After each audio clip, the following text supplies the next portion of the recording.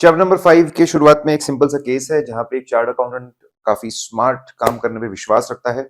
वो बोलता है कि मैं टाइम वेस्ट नहीं करना चाहता, इसलिए मैं कुछ सिलेक्टिव चीजों को ही चेक करूंगा। मुझे लगता है जहां पे सस्पिशन है वही चेक करूंगा, जहां पे रेड पार्टी ट्रांजैक्शन है वही चेक करूंगा, जहां पे लिटिगेशन क्लेम्स है वो चेक करूंगा। तो I will do selective examination. इससे मेरा टाइम बचेगा और कम समय में मैं ज्यादा गलतियां पकड़ पाऊंगा। अच्छी बात है उसकी, लेकिन ये प्रॉपर सैम्पलिंग प्रोसीजर नहीं है। वो प्रेडिक्ट नहीं कर पाएगा कि सैंपल में इतना तो पॉपुलेशन में कितना, वो अच्छे से नहीं कर पाएगा। So you take full knowledge कि भाई सैम्पलिंग भी एक प्रोसेस है, सैम्पलिंग रिस्क होती है, नॉन सैम्पलिंग रिस्क होती है। इसका पूरा नॉलेज यूज करके उसने सैम्पलिंग यूज करना चाहिए। एक ऐसी केस सिचुएशन दिया हुआ है। ऐसे 500 बचपन की यादें बहुत सिंपल है। अलग अलग methods of collecting audit evidence. एक चार्ट अकाउंट देखने गया कि फैक्ट्री कैसे काम कर रही है, ऑब्जर्वेशन। वहां पे जाके उसने सेल्स की फाइल निकाली, सेल्स के इनवॉइसेस देखने लगा, दैट इज इंस्पेक्शन। उसको एक पसंद नहीं आ रही थी चीज, उसने पूछताछ की, इंक्वायरी। फिर उसने कैलकुलेटर लिया डिस्काउंट और जीएसटी के लिए, रिकम्प्यूटेशन। फिर जाके वो पीसी पे जाकर बैठ गया और उसने सेल्स रिपोर्ट जनरेट की जो जनरली मैनेजमेंट जनरेट करता है, रीपरफॉर्मेंस। फिर उसने 6 महीने का ग्राफ बनाया, कंपेयर किया सेल्स को, एनालिटिकल प्रोसीजर्स। फिर उसने टॉप कस्टमर से पूछा चीजों को, दैट इज एक्सटर्नल कंफर्मेशन। तो ये 7 मेथड्स है। One or more methods can be used to execute test of control substantive procedure. मतलब ऑडिट प्रोसीजर को एग्जीक्यूट करने के लिए ये सातों में से कोई मेथड को यूज किया जाता है। ऑब्जर्वेशन की बात करें, मतलब to look at how people are performing a procedure, उसको हम ऑब्जर्वेशन बोलते हैं। उसके दो प्रॉब्लम है। प्रॉब्लम नंबर एक है स्पेसिफिक मोमेंट, वो एविडेंस आपको देता है पर्टिकुलर पॉइंट ऑफ टाइम का। और दूसरा the fact that you are being observed, observers effect बोलते हैं। सामने वाले का बिहेवियर चेंज करता है, that may not be the real behaviour, लेकिन कोई भी बोलो विजुअल एविडेंस है। काफी बार इसको यूज किया जाता है, क्रूशियल मेथड है। इंस्पेक्शन, इंस्पेक्शन में एग्जामिन की जाती है दो चीजों को, या तो डॉक्यूमेंट को एग्जामिन करते हैं हम लोग, डॉक्यूमेंट रिकॉर्ड को एग्जामिन करते हैं। इंटरनल, एक्सटर्नल, ओरिजिनल भी हो सकता है, डुप्लीकेट भी हो सकता है। डॉक्यूमेंट को एग्जामिन किया जाता है। और दूसरा फिजिकल वेरिफिकेशन ऑफ एसेट किया जाता है। तो दोनों को इंस्पेक्शन ही बोलते हैं। Inquiry seeking information from knowledgeable people. It can be within the organisation, outside the, it can be within the organisation, it can be outside organisation. It can be in oral form or it can be in written form. It can be financial, it can be non-financial. Recalculation की बात करें तो mathematical accuracy को check करना होता है and data लेकर के फिर से रिकम्प्यूट करते हैं। ये मैन्युअली भी हो सकता है, इलेक्ट्रॉनिकली भी हो सकता है।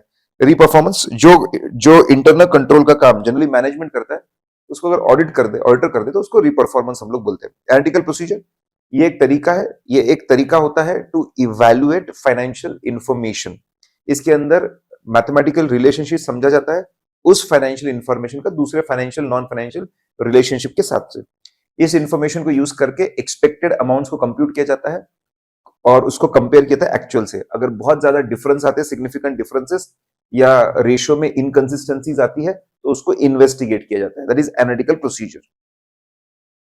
एक्सटर्नल कंफर्मेशन के अंदर it is a written response from third party. Third party लिख कर देती है कि भाई उसके रिकॉर्ड्स के हिसाब से क्या इंफॉर्मेशन है। पेपर फॉर्म में हो सकता है, इलेक्ट्रॉनिक फॉर्म में हो सकता है, किसी और फॉर्म में भी हो सकता है। जरा इंस्पेक्शन के बारे में बताइए। इंस्पेक्शन के अंदर हम एग्जामिन करते हैं दो चीजों को, या तो डॉक्यूमेंट रिकॉर्ड को एग्जामिन करते हैं, तो फिजिकल एग्जामिनेशन ऑफ एसेट होता है, डीडीई अगर ऐसे डेफिनेशन। फिर degree of reliability, reliability of audit evidence depend करता है कि जो डॉक्यूमेंट हम लोग इंस्पेक्ट कर रहे हैं वो कितना रिलायबल है। अगर वो बाहर से आया, इंडिपेंडेंट एक्सटर्नल सोर्स से आया है, ओरिजिनल डॉक्यूमेंट है, डायरेक्टली ऑडिटर को मिला है, तो डेफिनेटली हमको जो रिलायबिलिटी ऑफ एविडेंस होगी वो ज्यादा होगी। एग्जाम्पल, क्या हम इसको टेस्ट ऑफ कंट्रोल में यूज कर सकते हैं? यस। कंट्रोल को बहुत बार एग्जीक्यूट किया जाता है सिग्नेचर और स्टैंप लगाकर। तो हम किसी डॉक्यूमेंट को देख लेते हैं, फिर उसको इंस्पेक्ट करते हैं कि सिग्नेचर बराबर है ना, डॉक्यूमेंट और स्टैंप बराबर है ना। इसका मतलब इंस्पेक्शन को यूज किया टेस्ट ऑफ कंट्रोल्स एग्जीक्यूट करने के लिए। क्या हम इसको टेस्ट ऑफ डिटेल्स में यूज कर सकते हैं? बिल्कुल यूज कर सकते हैं। अगर टेंजिबल एसेट्स को फिक्स एसेट्स का जाके फिजिकल वेरिफिकेशन करते हैं, फिजिकल एग्जामिनेशन करते हैं, तो आपको एग्जिस्टेंस का एविडेंस मिलता है, लेकिन जरूरी नहीं है वैल्यूएशन या राइट्स एंड ऑब्लिगेशन का एविडेंस मिले। अगर हम इन्वेस्टमेंट्स का फिजिकल वेरिफिकेशन करते हैं तो उसका एविडेंस मिलता है वापस एग्जिस्टेंस का। जरूरी नहीं है वैल्यूएशन, राइट्स एंड ऑब्लिगेशन, जरूरी नहीं है, मिल भी सकता है, नहीं भी मिल सकता है। सेल्स कॉन्ट्रैक्ट को जब हम लोग सेल्स कॉन्ट्रैक्ट को हम लोग जब एग्जामिन करते हैं, तो नोट्स टू अकाउंट पे जो अकाउंटिंग पॉलिसी है वो अप्रोप्रिएट है ना, उसका एविडेंस हमको मिलता है। और अकाउंटिंग पॉलिसी का इंपैक्ट बहुत सारे असर्शंस पे होता है, फिर वो ऑकरेंस हो या फिर वो एक्यूरेसी हो या क्लासिफिकेशन। इंक्वायरी की अगर हम लोग बात करते हैं तो ठीक है, सबसे पहले डेफिनेशन आप बताइए। Seeking information from knowledgeable people with in और आउटसाइड, फाइनेंशियल और नॉन फाइनेंशियल। दो तरह के मेथड हो सकते हैं, या तो फॉर्मल रिटर्न इंक्वायरी भी हो सकती है, इनफॉर्मल ओरल इंक्वायरी भी हो सकती है। इसकी खास बात है रिस्पॉन्सेस, आपको तीन तरह के रिस्पॉन्स मिलेंगे। या तो आपको न्यू इन्फॉर्मेशन मिलेगी जो आपको पता नहीं थी, या फिर आपको कोराबोरेटिव जो इन्फॉर्मेशन आपके पास पहले थी उसको मैच करती हुई इन्फॉर्मेशन मिलेगी, या फिर आपको कॉन्ट्राडिक्टरी इन्फॉर्मेशन मिलेगी। इंटेंशन को चेक करने के लिए बेस्ट है इंक्वायरी, लेकिन एक बार इंक्वायरी करने के बाद आपको जो रिस्पॉन्स मिले वो रिस्पॉन्स आपको कोराबोरेट करने पड़ेंगे, मैच करने पड़ेंगे। सबसे पहले पास्ट हिस्टोरिकल डेटा से कि जब जब मैनेजमेंट को इंटेंशन एक्सप्रेस करता है वैसा करता है क्या, फिर आपको करंट रीजन से, ऐसा क्यों कर रहे हैं उसके करंट रीजन से उसको मैच करना पड़ेगा, और फिर आपको फ्यूचर एबिलिटी, क्या ये फ्यूचर में इसको एग्जीक्यूट कर पाएंगे, क्या जो भी ये बोल रहे हैं वो सोचना पड़ेगा। आखिर में आप रिटर्न रिप्रेजेंटेशन भी ले सकते हो। सफिशिएंट अप्रोप्रिएटनेस की बात करें, सफिशिएंट मतलब होता है क्वांटिटी, अप्रोप्रिएट मतलब होता है क्वालिटी। क्वालिटी मतलब दो चीजें होती है, रिलायबल रिलायबल और रिलेवेंट चीजें होना, दो चीजें होती है, रिलायबल और रिलेवेंट। क्वांटिटी और क्वालिटी में डेफिनेटली रिलेशनशिप है। हमने बैंक ऑडिट का एग्जांपल देखा था, अगर क्वालिटी को इंप्रूव करते, if you improve the quality, quantity से आप कॉम्प्रोमाइज कर सकते हो, क्वांटिटी कम कर सकते हो। लेकिन अगर आप क्वांटिटी को बहुत बढ़ा दो और बोलो क्वालिटी से कॉम्प्रोमाइज कर लो, तो वो पॉसिबल नहीं है। हमको कितना क्वांटिटी ऑफ एविडेंस लगेगा, तीन फैक्टर्स पे डिपेंड करता है। एमआरपी, मटेरियलिटी, अगर कोई फाइनेंशियल आइटम बहुत ज्यादा मटेरियल है तो आपको डायरेक्ट रिलेशनशिप है, आपको क्वांटिटी ऑफ एविडेंस ज्यादा लगेगा। अगर कहीं पर रिस्क ऑफ मटेरियल मिस्टेक, अगर कहीं पर रिस्क ऑफ मटेरियल मिसस्टेटमेंट है तो वापस आपको क्वांटिटी ऑफ एविडेंस ज्यादा लगेगा। फिर पॉपुलेशन की बात करते हैं, अगर पॉपुलेशन का साइज बड़ा है तो आपको एविडेंस ज्यादा लगेगा। सबके साथ डायरेक्ट रिलेशनशिप है। पॉपुलेशन में और एक बात है, अगर होमोजेनियस पॉपुलेशन है, एक जैसी पॉपुलेशन है, तो कुछ चीजों को सिलेक्ट करके बात बन जाती है, तो आपको क्वांटिटी कम लगेगी। लेकिन हेट्रोजेनियस पॉपुलेशन है, मतलब बहुत सारी वेराइटी है, तो आपको क्वांटिटी ज्यादा लगेगी। अगर हम बात करते हैं रिलायबिलिटी की, अगर हम रिलायबिलिटी ऑफ ऑडिट एविडेंस की बात करते हैं, तो आप सिंपल है, आप एक्सटर्नल कंफर्मेशन के बारे में सोच लो। आप एक्सटर्नल कंफर्मेशन के बारे में आपने सोचना चाहिए। ठीक है, एक्सटर्नल कंफर्मेशन बाहर से आता है, सोर्स। अगर इंडिपेंडेंट एक्सटर्नल सोर्स है तो वो ज्यादा रिलायबल होता है। अगर इंडिपेंडेंट एक्सटर्नल सोर्स है तो वो ज्यादा रिलायबल होता है। फिर फॉर्म, अगर कोई चीज डॉक्यूमेंट्री फॉर्म में, रिटन फॉर्म में, तो ज्यादा रिलायबल होता है। अगर वो ओरिजिनल है as compare to digitised version, या फिर फोटोकॉपी, या फिर फैक्स, तो ज्यादा रिलायबल है। अगर डायरेक्टली ऑडिटर को मिला है, बीच में कोई कंपनी के लोग नहीं है, तो ज्यादा रिलायबल है। इंटरनली जनरेटेड ऑडिट एविडेंस की अगर मैं बात करूं, इंटरनली जनरेटेड ऑडिट एविडेंस, अगर इंटरनल कंट्रोल सिस्टम बहुत स्ट्रांग है, अच्छे लोग है, अच्छा सॉफ्टवेयर है, तो वो ज्यादा रिलायबल है। अगर फिर हम बात करते हैं यूज मैनेजमेंट एक्सपर्ट की, ठीक है, using the work of management expert, तो तीन स्टेप्स है। सबसे पहले एक्सपर्ट का इवैल्यूएशन करना पड़ेगा, उसके पास कॉम्पिटेंस, कैपेबिलिटी और ऑब्जेक्टिविटी है क्या। फिर उसके बाद में दूसरा, understanding the field of expert, उस एक्सपर्ट की फील्ड को समझना पड़ेगा कि उसके कौन से मेथड्स है, कौन से अजम्पशंस है, क्या डेटा है, क्या कैलकुलेशन होते हैं, क्या चैलेंजेस है, क्या रिस्क है, क्या प्रॉब्लम्स है, क्या एडवांटेज है, समझना पड़ेगा। और फिर उसका काम इवैल्यूएट करना पड़ेगा, evaluated the appropriateness of work. अब अगर हम बात करते हैं तो उसका काम कैसे इवैल्यूएट करेंगे, सिंपल, दो तरह के डॉक्यूमेंट, उसके उसके क्वालिफिकेशंस, उसके ट्रेनिंग, उसका एक्सपीरियंस देखिए, उसने कौन सी किताबें लिखी है, आर्टिकल्स लिखी है, रिसर्च पेपर लिखे, वो देखिए, दो तरह के डॉक्यूमेंट। एक्सपीरियंस, आपका पास एक्सपीरियंस है तो वो रिकॉल करिए कि बंदा के पास कैपेबिलिटी, कॉम्पिटेंस, कैपेबिलिटी, ऑब्जेक्टिविटी है क्या। नहीं तो उसको बुलाकर डिस्कशन करिए, एक्सपीरियंस लीजिए और समझिए कि सीसीओ है क्या। या फिर थर्ड पार्टी, जो लोग इसके साथ काम कर चुके, इसको जानते हैं, उनसे बात करिए कि इसके पास सीसीओ है क्या। Understanding the field of expert, अलग अलग जो एस्पेक्ट्स है फील्ड के, वो समझने पड़ेंगे, क्या चैलेंजेस है, क्या एडवांटेज है, क्या डिसएडवांटेज, समझने पड़ेंगे। खास करके समझना पड़ेगा असम्पशंस किस तरह के लिए जाते हैं और कौन से मेथड इसको यूज किए जाते हैं, कौन से सॉफ्टवेयर इसको यूज किए जाते हैं, वो समझना पड़ेगा। काम इवैल्यूएट करना बहुत आसान है। किसी भी एक्सपर्ट को सोर्स डालता है तो डेटा कंप्लीट है ना, एक्यूरेट है ना, कंप्लीट है, एक्यूरेट है, रेलेवेंट है, वैलिड है, वो चेक कर लो। अजम्पशंस और मेथड रेलेवेंट है ना, इस इंडस्ट्री को, इस कंट्री को, इस रीजन को, कंपनी को, रेलेवेंट है ना, रीजनेबल है ना, एक्सेप्टेबल है ना, रियलिस्टिक है ना। फिर जो फाइंडिंग्स है वो रेलेवेंट है ना, जो हमको चाहिए थी, जो फाइनेंशियल स्टेटमेंट में दिखने वाली सारी चीजें उसमें कवर हो रही है, चीजें मैच हो रही है ना। Where the findings are relevant, reasonable है ना, भाई थोड़ा थोड़ा बहुत डिफरेंस चलता है, दूसरे एविडेंस से मैच हो रहा है ना, कंसिस्टेंसी है ना, फाइनेंशियल स्टेटमेंट से मैच हो रहा है ना, वो देखना चाहिए। तो डेटा, अजम्पशंस, मेथड और फाइनल फाइंडिंग्स। इंफॉर्मेशन, कोई भी इंफॉर्मेशन को अगर आप यूज करना चाहते हो, अगर अपने फाइल में ऑडिट एविडेंस की जगह देना चाहते हो, तो एपीसीडी होना चाहिए, वो एक्यूरेट होना चाहिए। अगर रेंज में तो प्रिसाइज होना चाहिए। डेटा सफिशिएंट डिटेल में होना चाहिए एनालिसिस के लिए और कंप्लीट होना चाहिए, एपीसीडी। अगर इनकंसिस्टेंसी है, कोई भी डेटा आपको लगता है कि यार इन आपस में एविडेंसेस मैच नहीं हो रहा है, फिर डाउट है वो reliability of evidence, audit process को मॉडिफाई करो, एडिशनल ऑडिट प्रोसेस को लगाओ, तह तक जाओ, पता करो कि कौन सही है कौन गलत है, फिर उस पर विश्वास करो, ऑडिट एविडेंस की जगह दो। 501 हमको बोलता है how to audit evidence, specific कुछ बातें बोलता है इन सिलेक्टेड एरियाज। तीन तरह के एरियाज की बात करता है, तीन तरह के एरियाज की बात करता है कि इन्वेंट्री का एग्जिस्टेंस और कंडीशन कैसे चेक करना, लिटिगेशन और क्लेम का कंप्लीटनेस ऑफ लिटिगेशन क्लेम कैसे चेक करना, सेगमेंट रिपोर्टिंग, सेगमेंट रिपोर्टिंग जो नोट्स टू अकाउंट्स में सेगमेंट रिपोर्टिंग है उसको कैसे चेक करना, तीन चीजों को चेक करने के बारे में बोलता है। अब existence and condition of inventory अगर चेक करनी है तो मोती रिकंसिलेशन शॉर्टकट है। पहले तो मैनेजमेंट की इंस्ट्रक्शन, मैनेजमेंट की इंस्ट्रक्शन देखो, फिजिकल वेरिफिकेशन अटेंड करने के लिए जाओ, वहां पे मैनेजमेंट के इंस्ट्रक्शन कितने अच्छे वो देखो, इन्वेंट्री का मूवमेंट रुकवा है ना, इन्वेंट्री का मूवमेंट रुकवा है ना, एडिक्वेट टीम है ना, इक्विपमेंट है ना, काउंटिंग करने के लिए अच्छे कंट्रोल्स है ना, अच्छे आपके पास में डॉक्यूमेंट, अच्छे आपके पास में नोट करने के लिए शीट्स है ना, फिर ऑब्जर्व करो वो लोग बराबर एग्जीक्यूट कर रहे हैं इंस्ट्रक्शंस को, फिर टी फॉर टेस्ट काउंट करो, देखो कि उनके जो काउंटिंग के रिजल्ट हो तुम्हारे तो काउंटिंग के रिजल्ट हो आपस में मैच हो रहे ना, फिर इंस्पेक्ट करो कि भाई कंडीशन ऑफ इन्वेंट्री कैसा है, स्लो मूविंग, ऑब्सोलीट, डैमेज तो कुछ नहीं, रिकंसाइल करो फाइनल इन्वेंट्री रिकॉर्ड्स और एक्चुअल इन्वेंट्री काउंट रिजल्ट्स को मैच करो, वो मैच हो रहे हैं ना बराबर। ये जो आप कर रहे हो ये टेस्ट ऑफ कंट्रोल में भी काम आ सकता है और सब्सटेंटिव ऑडिट प्रोसेस में। Attending physical verification can be useful in test of control also and it can be useful in substantive audit process also. फिर अगर मैं बात करता हूं क्या हम दूसरे डेट पे इसको कंडक्ट कर सकते हैं, डेफिनेटली हम लोग दूसरे डेट पे इसको डेफिनेटली कंडक्ट कर सकते हैं। It can be any date other than 31st of March, दूसरा डेट बिल्कुल हो सकता है, अदर डेट हो सकता है। इसमें वी नीड टू एग्जीक्यूट पूरा ऑडिट प्रोसेस जो हम डिस्कस करके पूरा का पूरा वो लगाना पड़ेगा। सपोज 15th ऑफ अप्रैल है, लेकिन 15 दिन के लिए हमको एडिशनल ऑडिट प्रोसीजर लगाना पड़ेगा, जो चेंजेस है उसके लिए।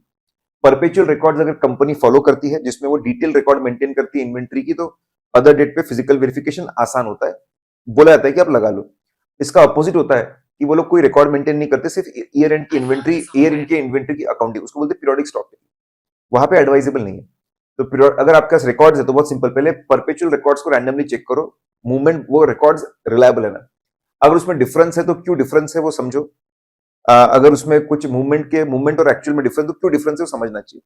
फिर जो भी करेक्टेड आपके परपेचुअल रिकॉर्ड्स है उसको एडजस्ट करो, रिकंसिलेशन में एड लेस वहां से करना चाहिए।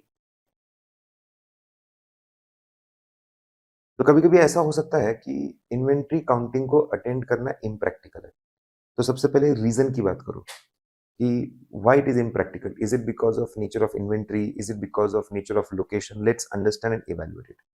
तीन चीजें बाहर निकल सकती है कि yes there are threats to safety, serious threats है सेफ्टी को, इट इज एक्सेप्टेबल रीजन, आप उसको अवॉइड कर सकते हो। सिर्फ जनरल इनकन्वीनियंस है, it is not acceptable reason, आप उसको अवॉइड नहीं कर सकते हो। अगर डिफिकल्टी, टाइम और कॉस्ट का प्रॉब्लम है तो एक सिंपल क्वेश्चन है, क्या ऑल्टरनेटिव ऑडिट प्रोसीजर से हम can we have a persuasive audit evidence, अगर यस तो हम उसको अवॉइड कर सकते हैं, नहीं तो हम उसको अवॉइड नहीं कर सकते। तो रीजंस की बात करो और रीजन से जो तीन तरह के आपके आउटपुट निकल के आते हैं उसके बारे में बात करो। अगर आप इसको अवॉइड करते हो, फिजिकल वेरिफिकेशन को अटेंड नहीं करते हो, तो ऑल्टरनेटिव ऑडिट प्रोसेस परफॉर्म करने की बात करो। सबसे पहले पिछले साल से कंपेयर कर सकते हो इन्वेंट्री को, इन्वेंट्री आई उसके परचेज डॉक्यूमेंट देख सकते हो, सब्सिक्वेंट इन्वेंट्री का सेल यूटिलाइजेशन है वो डॉक्यूमेंट देख सकते हो, इंटरनल ऑडिटर की रिपोर्ट देख सकते हो। फिर अल्टरनेटिव ऑडिट प्रोसेस से अगर आपको सफिशिएंट अप्रोप्रिएट ऑडिट एविडेंस नहीं मिला तो it is lack of sufficient appropriate audit evidence, आपको आपका ओपिनियन मॉडिफाई करना पड़ेगा, या तो क्वालिफाई या तो डिस्क्लेमर देना पड़ेगा, एज द केस में भी एज पर ऐसे 705। फिर स्पेशल केस नंबर 3 होता है, कभी कभी इन्वेंट्री थर्ड पार्टी के पास होती है, थर्ड पार्टी के पास कस्टडी, तो आप क्या करोगे। तो हम तीन चीजें कर सकते हैं। सबसे आसान एक्सटर्नल कंफर्मेशन मंगवा सकते हैं थर्ड पार्टी से कि आपके पास में कितनी क्वांटिटी है, क्या डिस्क्रिप्शन है, क्या क्वांटिटी है और उसका कंडीशन ऑफ इन्वेंट्री कैसा है, वो उनसे मंगवा लो। फिर इससे थोड़ी और मेहनत करनी है तो हम अदर ऑडिट प्रोसीजर परफॉर्म कर सकते हैं। अदर ऑडिट प्रोसीजर में क्या हो सकता है, सबसे आसान डॉक्यूमेंट देखना, इन्वेंट्री लोकेशन तक पहुंची उसके डॉक्यूमेंट, उसके उसका सब्सिक्वेंट यूटिलाइजेशन और उसके डॉक्यूमेंट देख लो। और मेहनत करनी है आपको तो फिर आप कंफर्मेशन मांगो, लेकिन कंफर्मेशन किससे, सपोज आपने इन्वेंट्री दी है एज अ कोलैटरल, फाइनेंसिंग के लिए आपने कोलैटरल दी है, तो इन्वेंट्री जिस वेयरहाउस में रखी हुई है उसका जो इंचार्ज है उससे भी एक्सटर्नल कंफर्मेशन मांग सकते हैं। तो किसी और पार्टी से मांग रहे हैं, जिसका कंट्रोल है उससे नहीं मांग रहे, जिसके पास में रखा हुआ है उससे मांग रहे हैं हम लोग, वो भी हो सकता है। और मेहनत करनी है तो थर्ड पार्टी ऑर्गेनाइजेशन का जो ऑडिटर है या सर्विस ऑर्गेनाइजेशन का जो ऑडिटर है, उससे रिपोर्ट मांग सकते हैं कि रिपोर्ट में लिख कर दे कि थर्ड पार्टी ने जो काउंटिंग की और कंडीशन पता की है, वो जो स्टेप्स है, जो इंटरनल कंट्रोल्स है, वो रिलायबल है। इसलिए थर्ड पार्टी का रिपोर्ट डॉक्यूमेंट रिलायबल है। और मेहनत करनी है तो किसी अनदर ऑडिटर को अपॉइंट करो कि तू जाकर इन्वेंट्री का फिजिकल वेरिफिकेशन अटेंड कर ले। और मेहनत करनी है तो खुद जाकर अटेंड कर लो फिजिकल वेरिफिकेशन को। और तीसरी सबसे ज्यादा मेहनत करनी है, तुम खुद जाकर इंस्पेक्ट करो इन्वेंट्री को। मतलब मैनेजमेंट का काउंटिंग हो चुका है, अब तुम जाकर इंस्पेक्ट करो खुद। तो ऐसे 3 लेवल्स है अगर इन्वेंट्री थर्ड पार्टी के पास है तो। अगर लिटिगेशंस और क्लेम है तो क्या करेंगे? अगर लिटिगेशन क्लेम है, सबसे पहले आपको ऑडिट प्रोसेस परफॉर्म करनी पड़ेगी to collect information, obtain understanding about litigation claim. मतलब आपको रिस्क असेसमेंट प्रोसीजर परफॉर्म करना पड़ेगा। रिस्क असेसमेंट प्रोसीजर में क्या होगा? Step number 1, inquiry. सबसे पहले पूछताछ करो मैनेजमेंट के लोग, इन हाउस जो इंटरन लीगल काउंसिल है, उनके लोगों से पूछताछ करो लिटिगेशंस और क्लेम के बारे में। कौन से एरियाज, कौन से लिस्ट, नए केसेस, पुराने केसेस, ये सब कुछ उनसे पूछ लो। फिर 2 तरह के डॉक्यूमेंट देखो, रिव्यू, मिनट्स। जो सबसे इंपॉर्टेंट डॉक्यूमेंट है, बोर्ड ऑफ डायरेक्टर्स का क्या डिस्कशन हुआ, मिनट्स में क्या निकल कर आया, वो मिनट्स देख लो। फिर इसके बाद में जो करस्पॉन्डेंस है एक्सटर्नल लीगल काउंसिल के साथ में, वो कौन से केसेस डिस्कस कर रहे हैं, क्या प्रोबेबिलिटी है, कितने पैसे देने पड़ेंगे, वो देख लो। फिर लीगल एक्सपेंस अकाउंट जो है उसको स्टडी करोगे, कौन से केसेस के लिए पेमेंट किया है। तो इंक्वायरी की 2 तरह के डॉक्यूमेंट देखे और तीसरा लीगल एक्सपेंस अकाउंट देखा।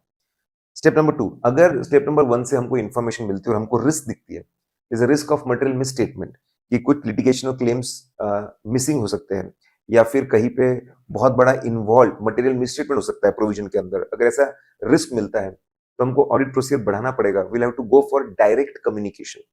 अब डायरेक्ट कम्युनिकेशन में क्या होता है? Letter of inquiry. Letter of inquiry is designed by auditor, prepared by management, printed by management, send by auditor, और रिप्लाई भी सीधा ऑडिटर को मिलता है। लेटर ऑफ इंक्वायरी भेजते हैं एक्सटर्नल लीगल काउंसिल को। अगर ऐसा कम्युनिकेशन प्रोहिबिटेड है तो कोई बात नहीं, ऑल्टरनेटिव ऑडिट प्रोसीजर लगाना चाहिए। इसमें भी अगर ऐसा निकल के आता है that there is a CDS, complexity है, डिसएग्रीमेंट है between the client and the external legal counsel, या सिग्निफिकेंट रिस्क इन्वॉल्व है, तो फिर हम रिक्वेस्ट करेंगे ऑडिट प्रोसेस को और बढ़ाना। हमको फेस टू फेस मिलना है, फेस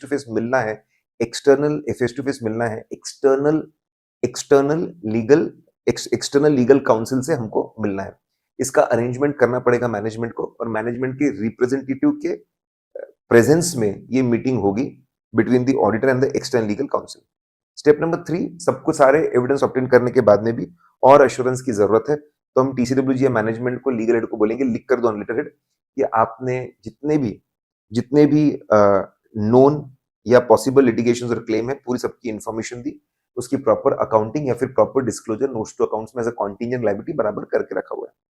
सेगमेंट इन्फॉर्मेशन पहले अंडरस्टैंड मेथड, कौन सा प्राइमरी सेगमेंट है, कौन सा सेकेंडरी सेगमेंट है, कैसे सेगमेंट्स में बांटा गया है, और इसकी इंफॉर्मेशन कैसे सेगमेंट में बांटा गया है, सेगमेंट में आपस में कैसे डीलिंग्स होती है, इंफॉर्मेशन कहां से आती है, understand the methods.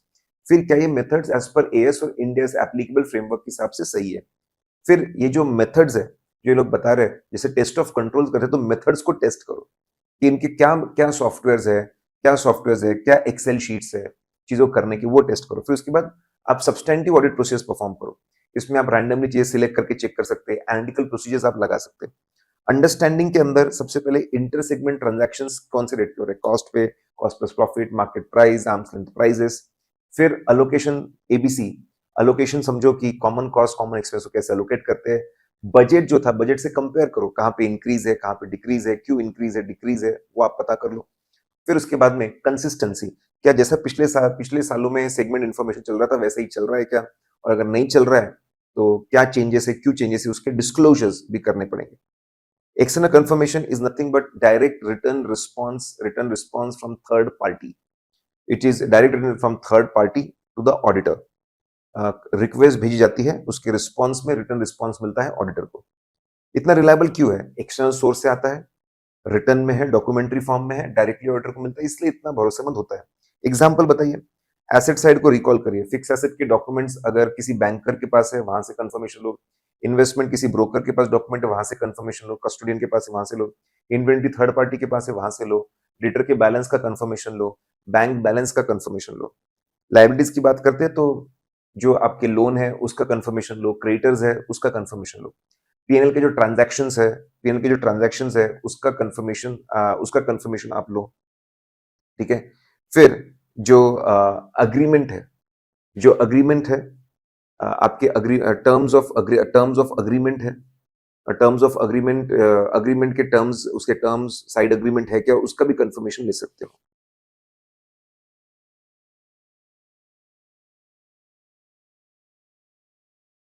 Then external confirmation की प्रोसीजर की अगर बात करूं मैं, तो बहुत सिंपल सा प्रोसीजर होता है। स्टेप नंबर 1, आपको डिटरमाइन करना पड़ता है कौन सी इंफॉर्मेशन कंफर्मेशन चाहिए। जनरली लोग करते हैं सिर्फ बैलेंसेस, बैलेंसेस का कंफर्मेशन मंगा सकते हैं, ट्रांजैक्शन का मंगा सकते हैं, लीगल अग्रीमेंट के टर्म्स एंड कंडीशन का मंगा सकते हैं, साइड अग्रीमेंट है कि नहीं उसका मंगवा सकते हैं। Step number 2, selecting appropriate party. Third party organization में वो कौन सा लोकेशन और कौन सा पर्सन होगा जिससे हमको कंफर्मेशन चाहिए, उसको बोलते हैं सिलेक्टिंग अप्रोप्रिएट कंफर्मिंग पार्टी। हमको कंफर्मेशन अगर रिलेवेंट और रिलायबल चाहिए, तो बहुत ही जो नॉलेजेबल पर्सन है, जो कंपनी के एंटिटी के बिहाफ में एक स्टेटमेंट दे सकता है, ऐसे बंदे को सिलेक्ट करना चाहिए। फाइनेंशियल बातें तो सीएफओ, लीगल बातें तो लीगल हेड, और टेक्निकल बातें हैं तो इंजीनियर। फिर step number three step number three step number three is designing confirmation request. तो कंफर्मेशन रिक्वेस्ट आपके सामने लाओ। लेटर हेड है, तो लेटर हेड है तो वहां से आपको लेआउट एंड प्रेजेंटेशन का पॉइंट आ जाता है, ठीक है। फिर आपका बॉडी ऑफ लेटर है, तो वहां से मैनेजमेंट एनकरेजमेंट का पॉइंट आ जाता है। जितना ज्यादा मैनेजमेंट एनकरेजमेंट है उतने लेटर देंगे। फिर इंफॉर्मेशन से असर्शन, अलग अलग असर्शन के लिए अलग अलग इंफॉर्मेशन होती है। एग्जिस्टेंस के लिए बैलेंस, ऑकरेंस के लिए ट्रांजैक्शन, कट ऑफ के लिए आखिरी ट्रांजैक्शन। इंफॉर्मेशन कौन सी पूछना वो डिपेंड करता है एबिलिटी टू कंफर्म के सामने वाले के पास क्या नॉलेज है, क्या उसके पास में सॉफ्टवेयर है, क्या टीम है, वो भी डिपेंड करता है। साइन से बात आ जाती है मैनेजमेंट ऑथराइजेशन की। जितना बड़ा बंदा साइन करेगा उतने रिप्लाई करेंगे। फिर हम लोग किस तरह की रिक्वेस्ट करें, डिपेंड करता है रिस्क। अगर रिस्क लो है तो we may go for negative confirmation request, risk अगर ज्यादा है तो we may go for positive confirmation request. Letter बनने के बाद सोचना पड़ता है method of communication, paper form, electronic form, in other form का होगा। प्रायर एक्सपीरियंस के हिसाब से टाइमिंग और कितने रिक्वेस्ट भेजने वो हमको समझ में आएगा। फिर फाइनली होता है सेंडिंग रिक्वेस्ट। रिक्वेस्ट भेजने से पहले देखना चाहिए कि जो थर्ड पार्टी को हम भेज रहे हैं उसका एड्रेस बराबर है ना, उसका एड्रेस बराबर है ना, और ऑडिटर का रिटर्न एड्रेस भी बराबर है, ऑडिटर का रिटर्न एड्रेस भी बराबर है ना, वो भी देखना चाहिए। और अगर रिप्लाई नहीं आता है तो फिर follow up request, additional follow up request address confirm करने के बाद में, वेरीफाई करने के बाद में भेजना चाहिए। निगेटिव निगेटिव कंफर्मेशन रिक्वेस्ट, जब सामने वाले को ये रिक्वेस्ट भेजी जाती है कि प्लीज तू ऑडिटर को रिस्पॉन्ड करना, लेकिन कब करना? ओनली इफ जो इन्फॉर्मेशन हम प्रोवाइड कर रहे हैं और जो इन्फॉर्मेशन तेरे पास में तेरे रिकॉर्ड के हिसाब से वो डिसअग्री होगी, तभी तो रिप्लाई करना। जब ऐसा बुलाता है कि बस डिसअग्रीमेंट में तो रिप्लाई करना, उसको निगेटिव कंफर्मेशन रिक्वेस्ट बोला जाता है।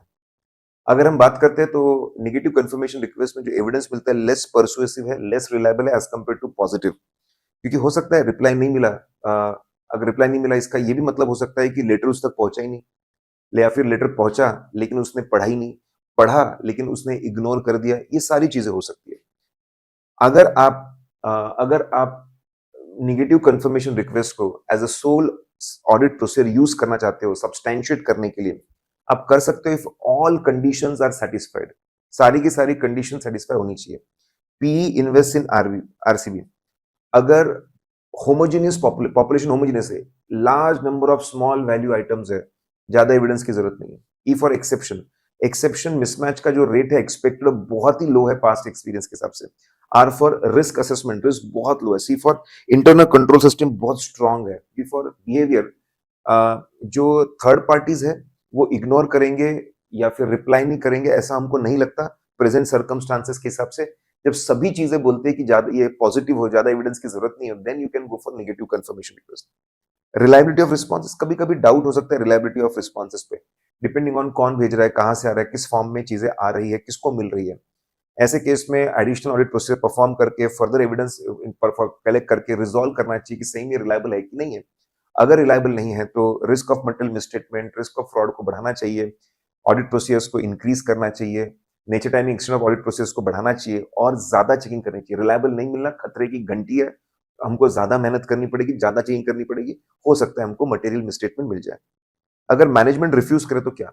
अगर मैनेजमेंट रिफ्यूज करे तो आराम से उसके साथ में बैठ के पहले इंक्वायर करो, रीजंस क्या रीजन है, जो भी रीजन वो बता रहा है उसके लिए एविडेंस भी ऑब्टेन करो, क्या वो जेन्युइन रीजन है। फिर आगे बढ़ो।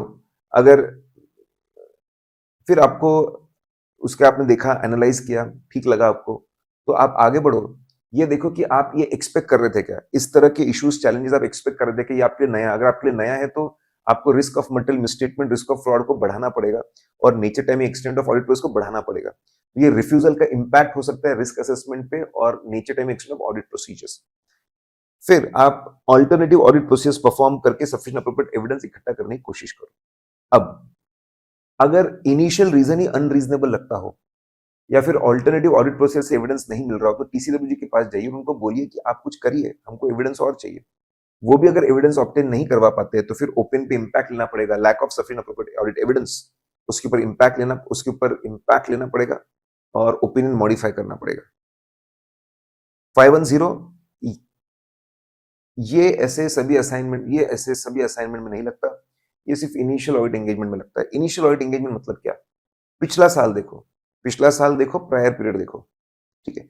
अगर वहां पे ऑडिट नहीं हुआ है या ऑडिट किसी और ने किया है, ऑडिट नहीं हुआ है या ऑडिट किसी और ने किया है, तो तो फिर तो फिर ऐसे केस में ऐसे 510 लग जाता है। ऑब्जेक्टिव क्या टारगेट सेट करते हैं ऑडिटर के लिए? सिंपल टारगेट सेट करते हैं। को जाकर देखना है whether क्या ओपनिंग बैलेंस में मटेरियल में स्टेटमेंट्स है। दूसरा जाके देखो, देखना है कि क्या कंसिस्टेंसी ऑफ अकाउंटिंग पॉलिसी है क्या? अगर नहीं है कंसिस्टेंसी, चेंज है, तो चेंज की is change valid, is it properly accounted and is it properly disclosed in notes to accounts, ये देखो जाकर चेक करना पड़ेगा। ऑडिट प्रोसीजर्स, ओपनिंग बैलेंस को अगर चेक करना है मटेरियल स्टेटमेंट के लिए तो बहुत आसान है, बहुत सारे एविडेंस लास्ट ईयर से आएगा। सबसे पहले देखो लास्ट ईयर का लेजर में जो क्लोजिंग बैलेंस था बराबर ओपनिंग बैलेंस बनाना, मैच होती है ना चीजें। फिर लास्ट ईयर के आप फाइनेंशियल स्टेटमेंट्स, जो भी रिसेंट फाइनेंशियल स्टेटमेंट्स होंगे पिछले साल के, वो लीजिए, देखिए उसके बैलेंसेस ओपनिंग बैलेंस से मैच होते हैं ना। फिर अगर कोई प्रीडेसेसर ऑडिट रिपोर्ट होगी उसको देखो, वो अनमॉडिफाइड क्लीन रिपोर्ट है। अगर मॉडिफाइड है तो वो एरियाज में गलती इस साल भी हो सकती है, उसको रिस्की मार्क कर लो। फिर प्रायर पीरियड आइटम मतलब पिछले साल की गलतियों को रेक्टिफाई करना। तो पिछले साल की गलतियों को रेक्टिफाई करना, तो वहां से आपको प्रायर पीरियड आइटम के पिछले साल से बहुत सारे एविडेंस मिल जाएंगे, क्या गलती थी, क्यों गलती थी, कैसे उसको रेक्टिफाई किया, चेक करने के लिए। बहुत सारे एविडेंस लास्ट ईयर से आएगा, फिर बहुत सारे evidence current year audit process करते करते अपने आप ओपनिंग बैलेंस का एविडेंस आपको मिलता है। आपके रिकवरी ऑफ डेटर्स से डेटर्स प्रूव होते हैं, पेमेंट ऑफ क्रेडिटर से क्रेडिटर प्रूव होते हैं, सेल ऑफ इन्वेंट्री से इन्वेंट्री प्रूव होती है।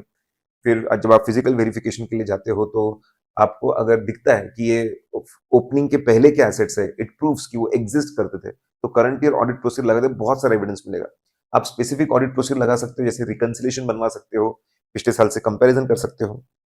अब ये सब प्रोसेस में अगर मिसस्टेटमेंट मिलता है तो एडिशनल ऑडिट प्रोसेस परफॉर्म करके कितना बड़ा मिसस्टेटमेंट है, क्या मिसस्टेटमेंट है, पूरी ताकत लगा दो, ठीक है, अगर मिलता है तो।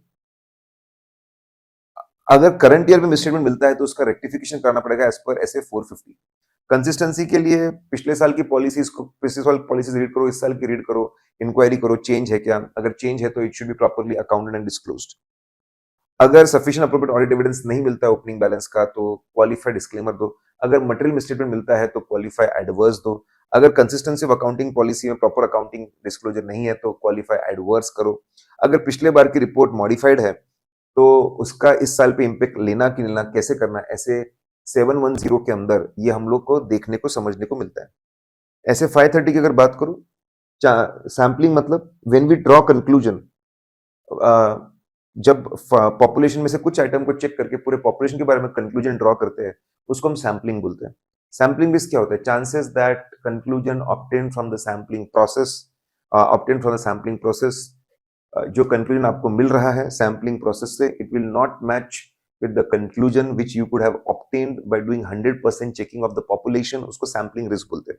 सैम्पलिंग रिस्क के जैसे दो तरह के एरर्स हो सकते हैं, टाइप 1 एरर और टाइप 2 एरर। टाइप 1 एरर में ऐसा लगता है सब कुछ बहुत बढ़िया है, लेकिन वो एरर की वजह से लग रहा है रियलिटी में चीजें गलत है। टाइप 2 एरर में सब कुछ गलत लगता है एरर की वजह से, लेकिन रियलिटी में चीजें सही है। टाइप 1 एरर का क्या इंपैक्ट होता है? टेस्ट ऑफ कंट्रोल में टाइप 1 एरर से हमको लगता है कंट्रोल्स बहुत अच्छे हैं, तो ओवर रिलायंस ऑन कंट्रोल, जरूरत से ज्यादा भरोसा हम कर लेते हैं। टेस्ट ऑफ डिटेल में हम हर चीज को अच्छा अच्छा मान लेते हैं, जरूरत से ज्यादा भरोसा कर लेते हैं, इनकरेक्ट एक्सेप्टेंस हो जाता है। इस वजह से lot of material misstatement will be left out. बहुत सारी मटेरियल मिसस्टेटमेंट छूट सकती है, गलतियां हमारे हाथ से छूट सकती है, क्योंकि हमको सब सही लग रहा है, गलतियां छूट सकती है। गलतियां छूटेगी तो quality of audit will get affected, opinion will get affected, audit opinion गलत हो सकता है। It's a very dangerous risk, type 1 error.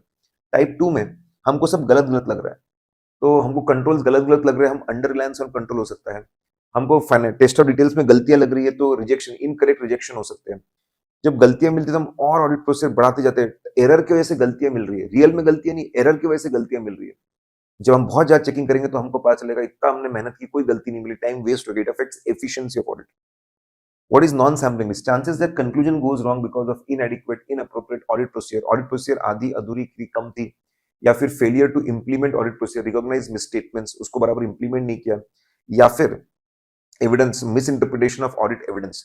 इन सब चीजों के वजह से, ठीक है, the chances that conclusions will go wrong. Sampling process एक 7 स्टेप प्रोसेस है। उसमें सबसे पहले सैंपल डिजाइनिंग करते हैं, इनिशियल स्टेज है, इंपॉर्टेंट डिसीजंस उसमें लिए जाते हैं। फिर हम लोग सैंपल साइज तय करते हैं। फिर हम लोग ये तय करते हैं कि सैंपल सिलेक्शन मेथड कैसा होगा। फिर सैंपल सिलेक्ट होने के बाद उसके ऊपर ऑडिट प्रोसेस को लगाया जाता है। ऑडिट प्रोसेस लगाने के बाद में हमको गलतियां मिलती है, डेविएशंस और मिसस्टेटमेंट, उसका नेचर कॉज समझा जाता है। फिर उसके बेसिस पे प्रोजेक्शन किया जाता है कि सैंपल में इतना तो पॉपुलेशन में कितना, और फाइनल रिजल्ट्स को इवैल्यूएट करते, स्टडी करते, एनालाइज करते, उसके बेस पे कंक्लूजन ड्रॉ करते हैं। आइए स्टेप नंबर 1 को देखते हैं। सबसे पहले आपको डिफाइन करना पड़ेगा पॉपुलेशन को, कि आपकी पॉपुलेशन क्या है। आपके total sales, credit sales, sales transaction population है कि डिस्पैच ऑर्डर्स आपकी पॉपुलेशन है। पॉपुलेशन को डिफाइन करिए, उसके कैरेक्टरिस्टिक समझिए, उसके ऊपर डिपेंड करेगा कि आगे स्ट्रेटिफिकेशन करना है कि नहीं, उसको डिवाइड करना की है कि नहीं ग्रुप्स के अंदर। फिर तो पहले 2 पॉइंट कनेक्टेड है, उसके बाद में आय के पॉइंट्स आपस में रहने चारों। सबसे पहले आपको तय करना पड़ेगा ऑब्जेक्टिव क्या है, कौन से ट्रांजैक्शन, कौन सा असर्शन चेक करना चाहते हैं। फिर उसके लिए क्या ऑडिट प्रोसीजर्स आप परफॉर्म करने वाले हैं। ऑडिट प्रोसेस परफॉर्म करके आपको क्या एविडेंस मिलेगा। एविडेंस मिलने के बाद में टीम को समझाना पड़ेगा किस मिसमैच को मिसस्टेटमेंट बोलना है और किसको मिसस्टेटमेंट नहीं बोलना है, क्लियरली आपको डिफाइन करना पड़ेगा। फिर इसके बाद अगर हम बात करते हैं तो बहुत प्यारी सी चीज है, असाइनमेंट के इनिशियल लेवल पे हम लोग आरएम निकालते, रिस्क ऑफ मटेरियल मिसस्टेटमेंट, कहां पर गलती हो सकती है, कहां पे गलती हो सकती है, वो हम लोग पता लगाते हैं इनिशियल स्टेज में on the base of information collected. लेकिन सैम्पलिंग के जस्ट पहले हम लोग निकालते हैं एक्सपेक्टेड रेट ऑफ डेविएशन और expected level of misstatement just before sampling. Just sampling करने के जस्ट पहले थोड़ी सी टेस्टिंग, उसमें टेस्टिंग करने के बाद में तय किया जाता है।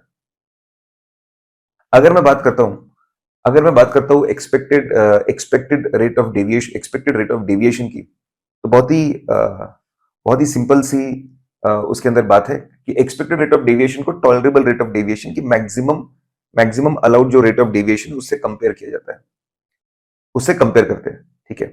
अब इसके अंदर अगर ऐसा दिखता है कि expected rate of deviation tolerable rate of deviation से बहुत ज्यादा है, आपको दिख रहा है टेस्ट करने के पहले कि कंट्रोल्स फेल होने वाले हैं, तो फिर एक काम करिए, वो सैंपलिंग को ड्रॉप करिए, टेस्ट ऑफ कंट्रोल को ड्रॉप करिए, सीधा सब्सटैंटिव प्रोसीजर थोड़ा और ज्यादा एक्सटेंसिवली लगाइए, ज्यादा जोर लगाइए।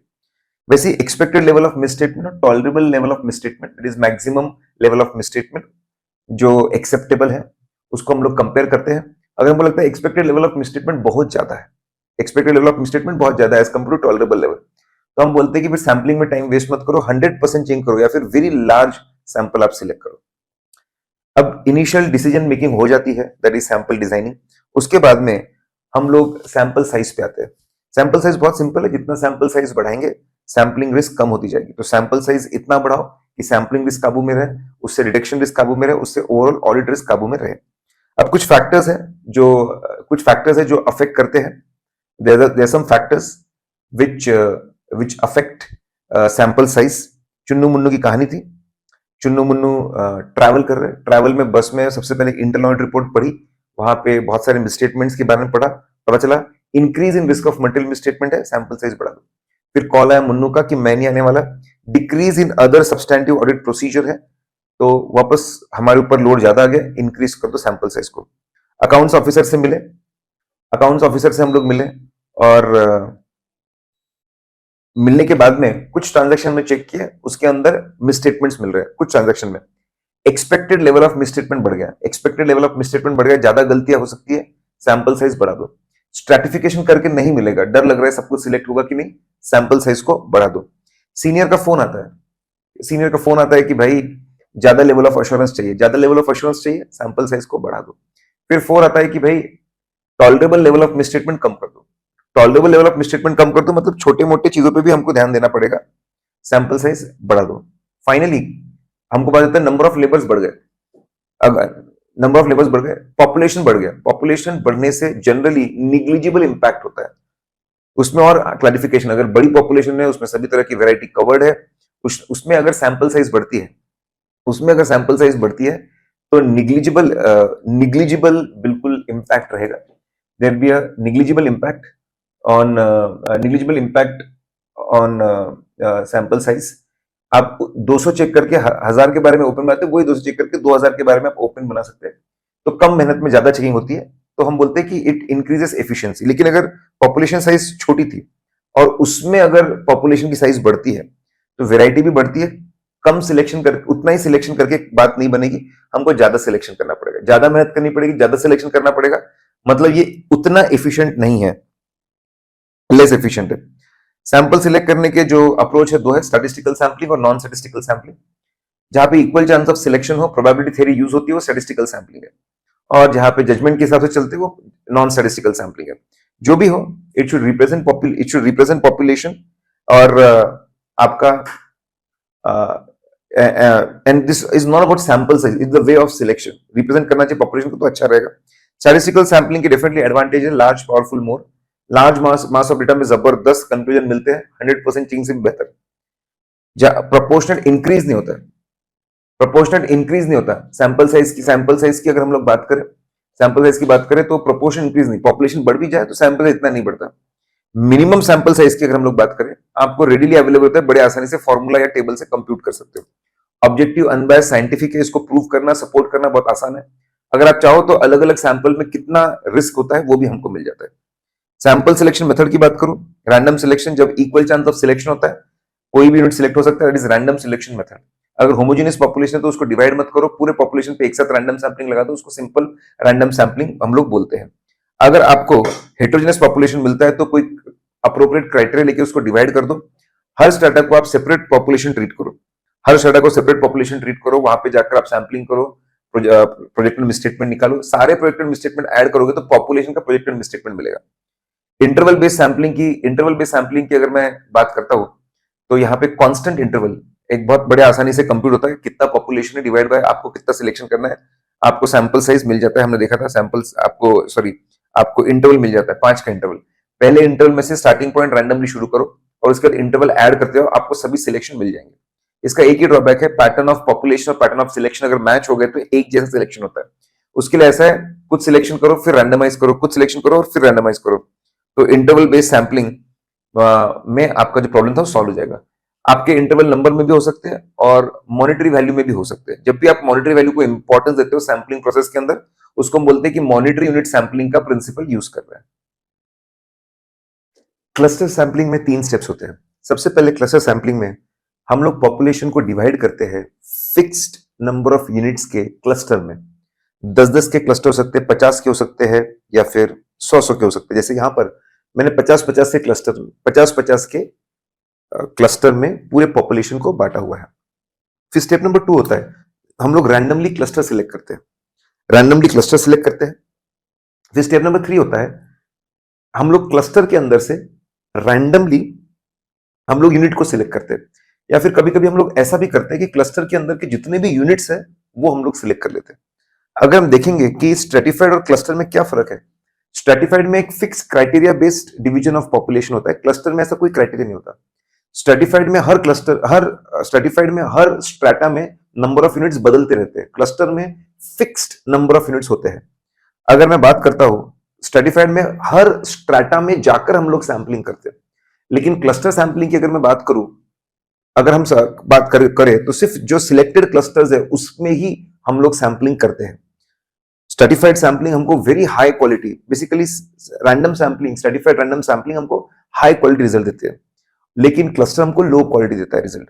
लो क्वालिटी रिजल्ट्स है, इसलिए लोग बोलते हैं कि एक काम करो, पूरे के पूरे क्लस्टर के आइटम को सिलेक्ट कर लो, उससे रिजल्ट्स कॉम्पनसेट हो जाएंगे, क्वालिटी थोड़ी सी इंप्रूव हो जाएगी।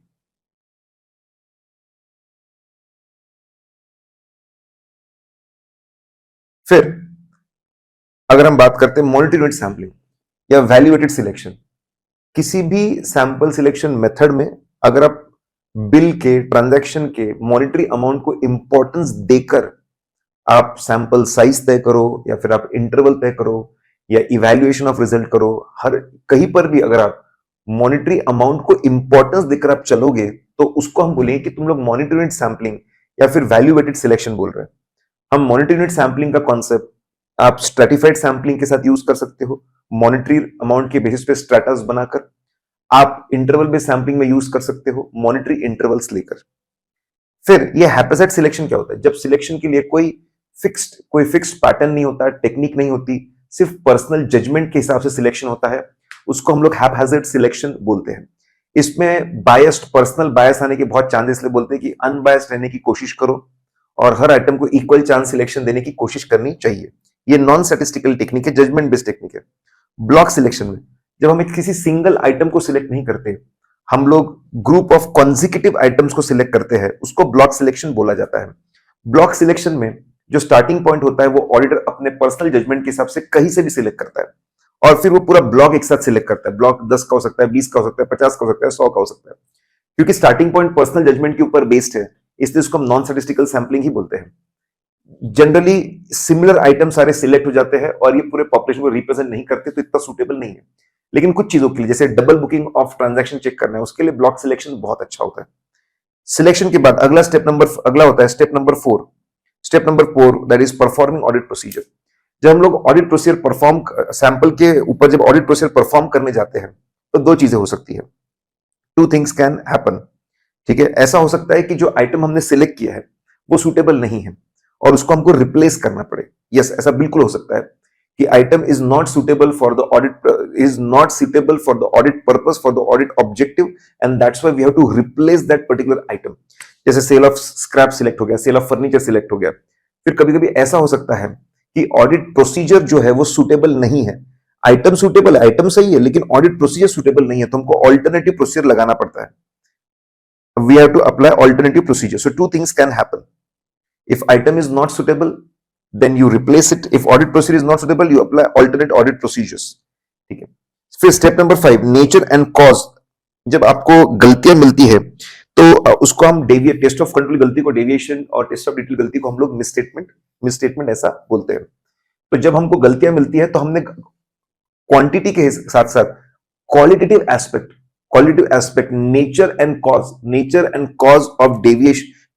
Cause of deviation and misstatement भी हम लोगों ने देखना। Nature and cause of deviation misstatement हम लोगों ने देखना चाहिए। नेचर मतलब क्या? हमको देखना चाहिए कोई गलती एनोमली तो नहीं है। एनोमली मतलब ऐसी गलती which is not going to repeat again, it is not representing population. Additional process perform करके देखो कि क्या ये गलती सही में वन टाइम हैपनिंग है, बार बार हैपन नहीं होगी, तो उसको आप एनोमली डिक्लेयर कर दो। जब हम लोग प्रोजेक्शन करते हैं तो एनोमली को एक्सक्लूड किया जाता है। नॉन एनोमलस डेविएशन और मिसस्टेटमेंट के बेसिस पे ही प्रोजेक्शंस होते हैं। फिर नेचर में एनोमली के बाद कॉमन फीचर देखो, कोई कॉमन फीचर है क्या? Whether there is any common feature in the misstatement और डेविएशन, टीपीएल उसका शॉर्टकट है। कोई पर्टिकुलर टाइप ऑफ ट्रांजैक्शन में, सिर्फ ऑनलाइन ट्रांजैक्शन में है क्या? कोई लोकेशन। फिर टी फॉर कोई टाइम पीरियड, कि सिर्फ यार मार्च के महीने में होता है या सिर्फ पीक पीरियड होता है, सिर्फ दिवाली के सीजन में होता है, ऐसा होता है क्या? फिर पी फॉर कोई पर्टिकुलर प्रोडक्ट, कोई यार ये हमारा मीडियम वैल्यू एक प्रोडक्ट है, उसी में सारे मिसस्टेटमेंट्स आपको नजर आ रहे हैं। कोई पर्टिकुलर लोकेशन में आपको कोई ब्रांच, मुंबई ब्रांच में नजर आ रहा है। ऐसा अगर है तो उस फीचर के सभी आइटम सिलेक्ट करके सब चेक कर डालो। इसको बोलते हैं नेचर। कॉज समझो, इज इट इंटेंशनल और अनइंटेंशनल? ठीक है। जब आप ये पूरा एनालाइज करो तो आपको सोचना चाहिए what would be the effect on the objective और अदर एरियाज। कभी कभी आपका जो एग्जिस्टिंग, आपका जो पर्पस है, ऑब्जेक्टिव है, ठीक है, आप उसको बदल सकते हो। आप आए थे आप ऑकरेंस चेक करने के लिए, लेकिन आप एक्यूरेसी भी और चेक कर सकते हो। सेल चेक करने आए थे, आपको शायद डेटा में भी कुछ गलती मिल सकती है, उसकी चेकिंग बदल सकती है। नेचर एंड कॉस्ट से एग्जिस्टिंग चेकिंग का पर्पस भी थोड़ा मॉडिफाई हो सकता है और दूसरे एरिया में भी इंपैक्ट पड़ सकता है। स्टेप नंबर 6 होता है प्रोजेक्ट करना। ठीक है, आपका अगला स्टेप है प्रोजेक्शन करना, प्रोजेक्टिंग आपका मिसस्टेटमेंट। टेस्ट ऑफ कंट्रोल में जो सैंपल का आपको रेट ऑफ डेविएशन मिलता है, वही रेट ऑफ डेविएशन पॉपुलेशन का भी हो जाता है, कोई कैलकुलेशन करने की जरूरत नहीं होती, सेम रेट इज एप्लीकेबल। ठीक है, डेविएशन मिला तो क्या करना है, ऐसे 330 समझाता है। फिर टेस्ट ऑफ डिटेल में, लेकिन टेस्ट ऑफ कंट्रोल की जो गलती होती है वो नंबर ऑफ टाइम्स में होती है, रेट में होती है, लेकिन टेस्ट ऑफ डिटेल की जो गलती है वो मॉनिटरी अमाउंट में होती है। यहां पे हमको प्रोजेक्शन करना पड़ेगा कि सैंपल में इतनी गलती है तो पूरे पॉपुलेशन में कितनी गलती है। प्रोजेक्शन करके आपको एक ब्रॉड व्यू मिलेगा, लेकिन इतनी इंफॉर्मेशन नहीं मिलेगी कि जिसके बेस पे आप अकाउंटिंग कर सको। You can not do accounting for that, accounting नहीं कर पाएंगे आप। ठीक है, उसमें भी आप जब प्रोजेक्शन करते हो तो नॉन एनोमलस मिसस्टेटमेंट है उसको आपको एक्सक्लूड कर देना पड़ेगा, उसके बेसिस पे आपको प्रोजेक्शन करने पड़ेंगे। अगर आपको बाद में पता चला कि एनोमली रेक्टिफाई नहीं हुई, तो आपके जो प्रोजेक्टेड नॉन एनोमलस मिसस्टेटमेंट है उसमें आखिरी में एनोमली को ऐड करना पड़ेगा, टोटल मिसस्टेटमेंट कितने हैं वो समझने के लिए। स्टेप नंबर 7 है इवैल्यूएटिंग सैंपलिंग रिजल्ट्स। हमको क्या है, जो प्रोजेक्टेड लेवल्स है ना उसको कंपेयर करना पड़ेगा एक्सपेक्टेड लेवल से और टॉलरेबल लेवल से। 3 सिचुएशन आ सकती है। हमारा जो प्रोजेक्टेड रेट ऑफ डेविएशन है या जो प्रोजेक्टेड लेवल ऑफ मिसस्टेटमेंट है, अगर ये एक्सपेक्टेड लेवल से भी कम है, तो ये बहुत अच्छी बात है। बहुत अच्छी बात है कि भाई प्रोजेक्टेड जो गलतियां है वो तो एक्सपेक्टेशन से भी बहुत कम है। इसको बोलते हैं we are getting strong evidence, reasonable basis to draw conclusion. ऐसे इसमें हम बिल्कुल टेस्ट ऑफ कंट्रोल में कंक्लूजन ड्रॉ कर सकते हैं। Controls are operating effectively, risk of material misstatement is low. Test of detail में हम कंक्लूजन ड्रॉ करेंगे, there are no material misstatement in the population. फिर थर्ड सिचुएशन कि भाई जो हमारे प्रोजेक्टेड रेट है वो टॉलरेबल रेट से भी ज्यादा है, जो टॉलरेबल रेट ऑफ डेविएशन है उससे भी ज्यादा है, टॉलरेबल लेवल ऑफ मिसस्टेटमेंट उससे भी ज्यादा है।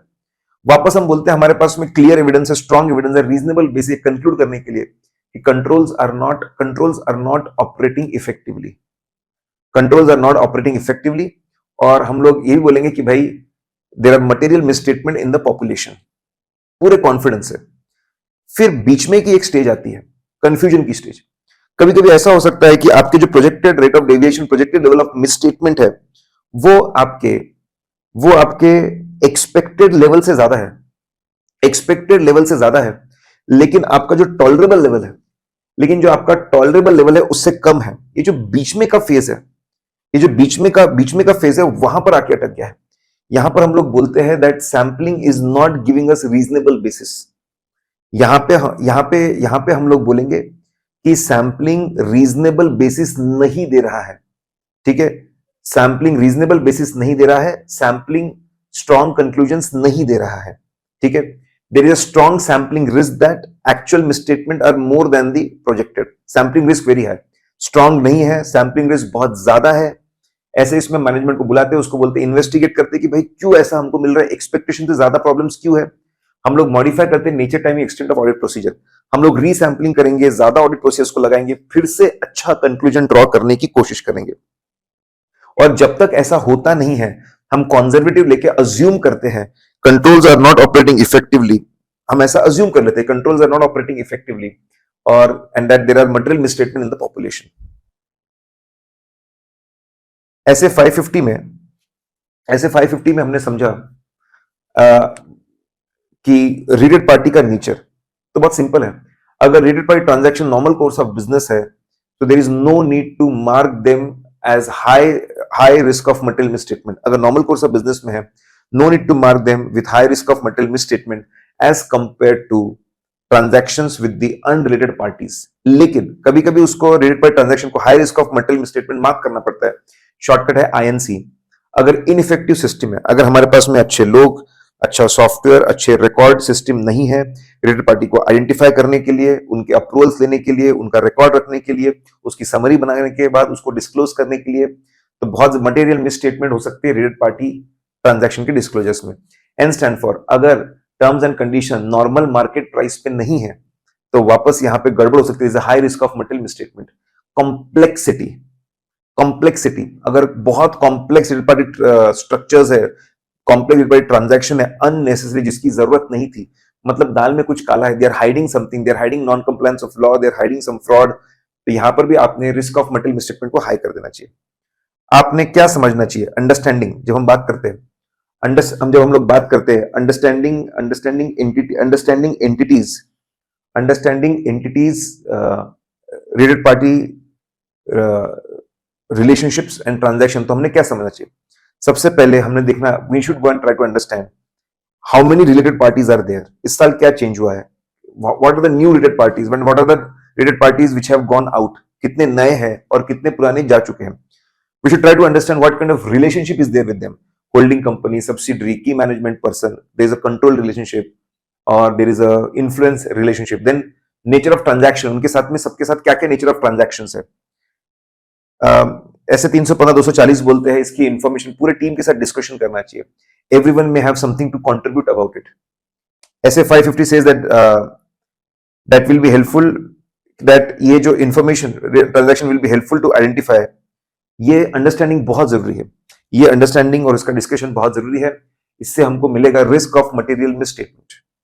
हमको रिस्क ऑफ मटेरियल मिसस्टेटमेंट मिलेगा रिलेटेड पार्टीज के अंदर. Related party transactions, related party relationships और रिलेटेड पार्टी ट्रांजैक्शन दोनों छूटने के बहुत ज्यादा चांसेस हो सकते हैं. इसीलिए ऑडिटर को हमेशा अलर्ट रहना चाहिए रिलेटेड पार्टी रिलेशनशिप्स और उसके ट्रांजैक्शंस को लेकर. ऐसे 550 बताता है कि कुछ डॉक्यूमेंट्स को अच्छे से एनालाइज करो, ताकि अगर कोई हिडन रिलेटेड पार्टी रिलेशनशिप्स या ट्रांजैक्शन हो तो उसके बारे में पता चल जाए. कुछ डॉक्यूमेंट्स को देखना मैंडेटरी है, जो है पहला एक्सटर्नल कंफर्मेशन. बैंक से एक्सटर्नल कंफर्मेशन ले लो कि रिलेटेड पार्टी के साथ में क्या क्या ट्रांजैक्शन है. लीगल काउंसिल से कंफर्मेशन ले लो, रिलेटेड पार्टी के साथ में क्या क्या कॉन्ट्रैक्ट बने हुए हैं. थर्ड पार्टी से पूछ लो, ठीक है. और भी आप डायरेक्टर से पूछ सकते हो कि आपने कहाँ पे आपके और कौन सी कंपनीज है और आप और कौन सी कंपनीज है, तो रिलेटेड पार्टी रिलेशनशिप के बारे में आपको पता चल सकता है. तो external confirmation can be very good source of related party relationships and related party transactions. फिर मिनट्स, आपके शेयर होल्डर्स की मीटिंग्स, बोर्ड ऑफ डायरेक्टर्स की मीटिंग्स, ऑडिट कमेटी की meetings can be very good source of information. वहां पे सभी related parties और उनके ट्रांजैक्शंस को लेकर डिस्कशंस होता है, अप्रूवल होता है. इसके अलावा अदर रिकॉर्ड्स एंड डॉक्यूमेंट्स, जैसे अगर रिसेंटली कोई स्कीम ऑफ एमैल्गमेशन, मर्जर, अरेंजमेंट्स ऐसा कुछ हुआ है, that can be very good source of information. वहां पे आपको पता चलेगा कि कितनी एंटिटीज बनी, किसकी क्या होल्डिंग है. वहां से भी रिलेटेड पार्टी रिलेशनशिप्स और ट्रांजैक्शन की इन्फॉर्मेशन मिल जाएगी. इसके अलावा वॉलंटरीली कुछ और डॉक्यूमेंट देख सकते हैं. हमने उसको एक सीक्वेंस में लगाया. लॉ रिलेटेड, उससे छोटा कॉन्ट्रैक्ट रिलेटेड, उससे छोटा शेयर होल्डर रिलेटेड, उससे छोटा डायरेक्टर रिलेटेड, उससे छोटा प्रोफेशनल रिलेटेड, उससे छोटा सब्सिडियरी एंड एसोसिएट. सबसे पहले लॉ रिलेटेड. कंपनीज एक्ट के हिसाब से आपको रिलेटेड पार्टीज रिलेशनशिप्स और ट्रांजैक्शन की इंफॉर्मेशन एक रजिस्टर में मेंटेन करनी पड़ती है under section 189. That can be very good source of information. फिर आपको रेगुलेटरी अथॉरिटीज को बहुत सारी फाइलिंग करनी पड़ती है. आपके स्टॉक एक्सचेंजेस को, सेबी को, एसईसी को, टैक्स अथॉरिटीज को बहुत सारी इन्फॉर्मेशन देनी पड़ती है. वहां से रिलेटेड पार्टी की इन्फॉर्मेशन मिल सकती है. Share holder register can be very good source of information. जो बड़ा शेयर होल्डर है वो रिलेटेड पार्टी हो सकता है. Director register is a very good source of information. वो सारे हमारे रिलेटेड पार्टीज है. फिर उनकी जो ट्रांजैक्शन है, डायरेक्टर्स के साथ में कॉन्ट्रैक्ट्स देखो, तो वहां से आपको ट्रांजैक्शंस मिल जाएंगे. उनके साथ उनके लिए लाइफ इंश्योरेंस पॉलिसीज लिए क्या, उनके लिए पेंशन प्लान है क्या, वहां से इंफॉर्मेशन मिल जाएगी. अगर डायरेक्टर ने कोई statement of conflict of interest submit किया है, तो पता चल जाएगा कि कहां पे कॉन्फ्लिक्ट ऑफ इंटरेस्ट है. जनरली वहां पे ऐसा होता है जहां पे डायरेक्टर इस कंपनी में भी है और वो सामने वाले कंपनी में जिससे डीलिंग हो रही वहां पर भी डायरेक्टर है. तो statement of conflict of interest से पता चल जाएगा ये और कौन से कंपनी को कंट्रोल करता है, इन्फ्लुएंस करता है. वहां से रिलेटेड पार्टी और ट्रांजैक्शन की इंफॉर्मेशन होगी. प्रोफेशनल्स, इंटरनल रिपोर्ट में भी रिलेटेड पार्टी की रिलेशनशिप और ट्रांजैक्शन की इंफॉर्मेशन हो सकती है. इनवॉइसेस, प्रोफेशनल्स बहुत बार पूरे ग्रुप रिलेटेड पार्टी सबका बिल एक साथ भेजते हैं, तो वहां से भी रिलेटेड पार्टी रिलेशनशिप और ट्रांजैक्शन की इंफॉर्मेशन मिल सकती है. Subsidies and associate, investment register देखिए, वहां से आपको सब्सिडीज और एसोसिएट मिल जाएंगे. रिलेटेड पार्टी की इंफॉर्मेशन आपको मिल जाएगी. अगर ऑडिट करते वक्त अचानक आपको अनआइडेंटिफाइड, अनडिस्क्लोज रिलेटेड पार्टी या रिलेटेड पार्टी ट्रांजैक्शन मिल जाए तो आपने क्या करना चाहिए? सबसे पहले जाकर ऑडिटर को अगर ऐसा मिल जाए तो उसने कंफर्म करना चाहिए.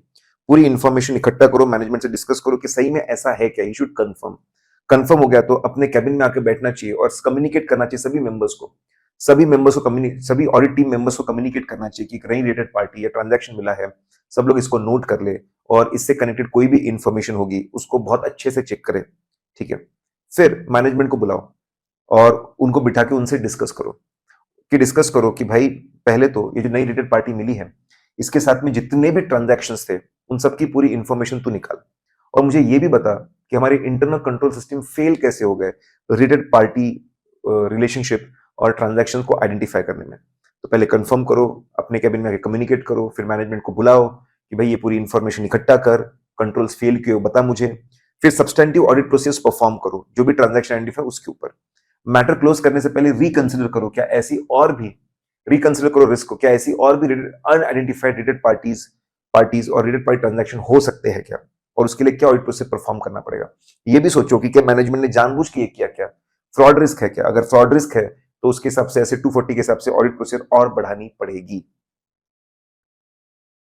अगर now what are transaction outside normal course of business, ऐसे ट्रांजैक्शन जनरली इंडस्ट्री में नहीं होते, ऐसे ट्रांजैक्शन को हम लोग बोलते हैं outside normal course of business. Company to LLC convert करना, कंपनी को एलएलसी में, ठीक है, एक फॉरेन एलएलसी में कन्वर्ट करना, ये जनरली नहीं होता outside normal course of business. Indian company को फॉरेन एलएलसी में कन्वर्ट कर रहे हैं। कॉम्प्लेक्स इक्विटी ट्रांजैक्शन है, शेयर्स के कैंसलेशन, शेयर्स का कैंसिल होना, स्प्लिट होना, मल्टीपल शेयर्स में कन्वर्ट होना, एमालगमेशन, मर्जर, डीमर्जर में जनरली ऐसा होता है। ऑफशोर एंटिटीज के साथ में, फॉरेन एंटिटीज के साथ में बहुत सारे ट्रांजैक्शंस होना, ठीक है, outside normal course of business. Lease करना चीजों को without any consideration, property land पूरा दे देना without any consideration, management services देना without any consideration, outside normal course of business. L stand for large discounts या रिटर्न्स है, again outside normal course of business. Circular arrangement है, हम ही चीजों को बेच रहे हैं, हम ही फिर से खरीद भी ले रहे हैं, ठीक है, that is again outside normal course of business. Contract के टर्म्स बार बार चेंज हो रहे हैं, that is again outside normal course of business.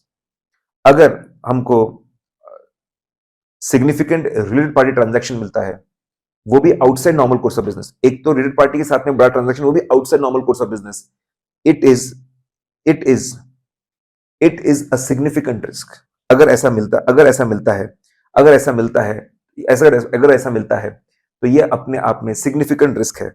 AIR in accounting, ये शॉर्टकट है। ए फॉर सबसे पहले देखो कि क्या प्रॉपर ऑथराइजेशन लिया था, क्या प्रॉपर ऑथराइजेशन लिया गया था क्या, ठीक है, ये ट्रांजैक्शन के लिए फ्रॉम शेयर होल्डर्स और बोर्ड ऑफ डायरेक्टर्स और ऑडिट कमिटी। फिर इंस्पेक्ट करो, कॉन्ट्रैक्ट्स, डॉक्यूमेंट्स, अग्रीमेंट को स्टडी करो, अच्छे से एनालाइज करो, इंस्पेक्शन करो इनका। फिर रैशनल, बिजनेस रैशनल क्या है, क्या बिजनेस रैशनल ये सब करने का, कोई या फिर कोई बिजनेस रैशनल मिसिंग तो नहीं है, और जो बिजनेस रैशनल बोल रहा है ये मैनेजमेंट के एक्सप्लेनेशन डॉक्यूमेंट सबसे मैच हो रहा है क्या। फाइनली अकाउंटिंग, क्या रिलेटेड पार्टी की प्रॉपर अकाउंटिंग हुई क्या, प्रॉपर समरी बनी क्या, उसका डिस्क्लोजर बराबर हुआ क्या। अदर इंपॉर्टेंट पॉइंट्स में रिटर्न रिप्रेजेंटेशन लगेगा मैनेजमेंट की तरफ से, ऑल रिलेटेड पार्टी रिलेशनशिप्स और ट्रांजैक्शन को डिस्क्लोज किया गया, सबकी प्रॉपर अकाउंटिंग को डिस्क्लोजर किया गया। कोई भी सिग्निफिकेंट मैटर मिलता है with respect to related party तो टीसीडब्ल्यू के साथ में कम्युनिकेट करना जरूरी है, और डॉक्यूमेंट करना पड़ेगा कितनी रिलेटेड पार्टीज थी, सबके नाम, उनके साथ में किस तरह का रिलेशनशिप है, उनके साथ में किस तरह के ट्रांजैक्शंस है।